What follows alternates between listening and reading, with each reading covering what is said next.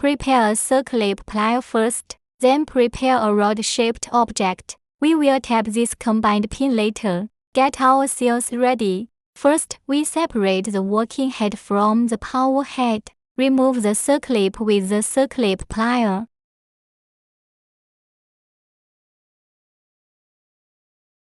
Take out the combined pin here. Use the rod-shaped object to take out the combined pin. Separate our power head from the working head.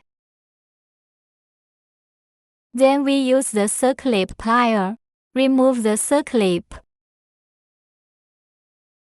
Knock off the swivel joint assembly with a rubber mallet.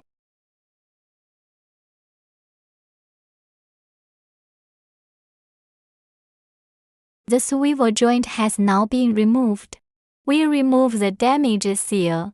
Install a new seal. After fitting the seal, press the joint assembly into place. Finally, tap it into position with a rubber mallet.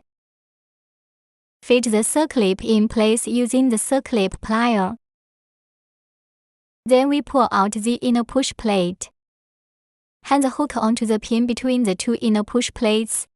Make sure it is securely hooked in place here. Then push it inward fully. Install the combination pin. Then install the lower combination pin. The wrench assembly is now completed.